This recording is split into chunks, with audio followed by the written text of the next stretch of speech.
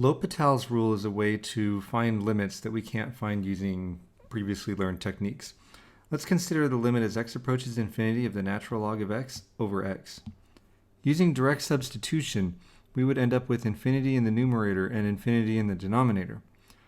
And we may think that infinity divided by infinity is 1, and sometimes that's the case, but it's actually the case that it could be any number, or infinity.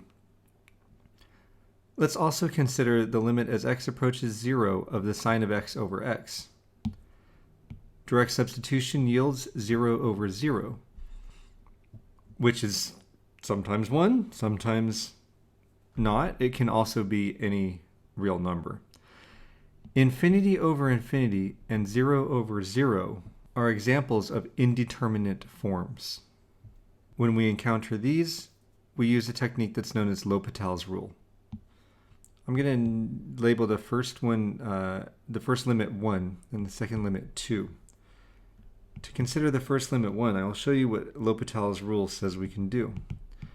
We will write the limit as x approaches infinity of the natural log of x over x equals, and I'm going to be applying L'Hopital's rule. I'll state it later, but I'm going to apply L'Hopital's rule, and the way that I'm going to indicate to you that I'm doing that is I'm going to put a little h over the equal sign. I ask that you do that in your work as well. It does help me to see what's going on with your work. L'Hopital's rule says that the limit will be the same if I differentiate the function that's in the numerator and the function that's in the denominator. Here's an important thing to keep in mind. Even though we have a quotient, we are not treating the argument, natural log of x over x, as a single function. Therefore, we will not be applying the quotient rule. The derivative of the natural log of x is 1 over x. And in the denominator, we have x, which derivative is 1. And so this simplifies to the limit as x approaches infinity of simply 1 over x. And if x approaches infinity and x is in the denominator of a fraction whose numerator is finite, the answer will be 0. Notice that from the second step to the third step, all I was doing was simplifying algebraically, and so I did not write a little h over the equal sign. Turning to the second limit, it's the limit as x approaches infinity of the sine of x over x, which is equal to, by L'Hopital's rule, so another h over the equal sign, the limit as x approaches infinity of the cosine of x over 1. And excuse me, these limits were going to be as x approaches 0. My mistake there.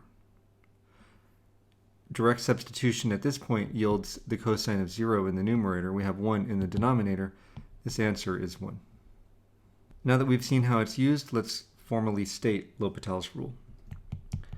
If f and g are differentiable and g prime does not equal 0 on an open interval containing a, except possibly at a, that caveat that we often have when we look at limits, and if the limit as x approaches a of f of x is equal to 0, and the limit as x approaches a of g of x is equal to 0, or it's the case that the limit as x approaches a of f of x is either plus or minus infinity, and also the limit as x approaches a of g of x is either plus or minus infinity.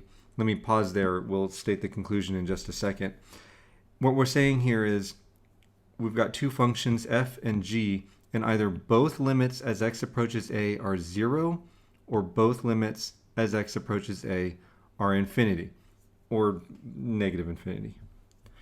Then the limit as x approaches a of f of x over g of x is equal to the limit as x approaches a of f prime of x over g prime of x, if the limit on the right hand side exists or is infinity or negative infinity.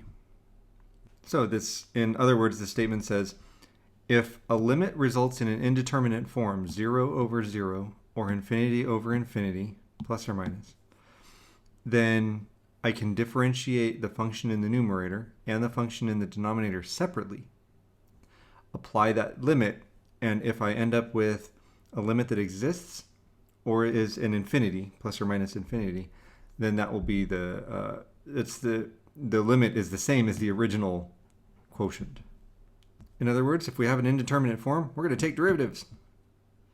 So let's look at what are classified as indeterminate forms.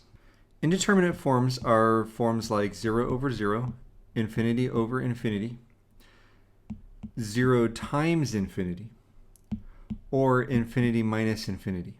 They're indeterminate forms because due to the nature of infinity, these could actually be literally any real number or infinity or negative infinity, depending on the sign of what we're dealing with. And 0 over 0, we cannot divide by 0. It's undefined. So that is classified as an indeterminate form. And it likewise can be any real number or infinity or negative infinity, depending on what we're looking at. For the latter two, the 0 times infinity or the infinity minus infinity, we turn these into indeterminate forms of the type 0 over 0 or infinity over infinity. In the case of the product 0 times infinity, we basically turn one of the functions into a fraction and divide by it. It's reciprocal, kind of division in reverse. In the case of the difference, infinity minus infinity, oftentimes we're going to get common denominators to combine into one fraction. Other indeterminate forms that we'll look at later are 0 to the 0, infinity to the 0, and 1 to the infinity. And I understand it's counterintuitive. We would think that 1 to an exponent would be 1. Sometimes it is, sometimes it isn't. That's why it's indeterminate. And we might also think that anything to the 0 power is 1. That's true as long as the thing is not 0. As far as infinity to the 0, well, infinity isn't a number. And it's a notion. But the point here is these are indeterminate forms. And for these ones here, we would use logs or exponentials, recalling that b to the x has a representation that looks like e to the x to the natural log of b, or e to the x times natural log of b. Again, we'll see applications of working with these later. I want to make a note here. 0 to the infinity is not indeterminate. Turns out that one's 0.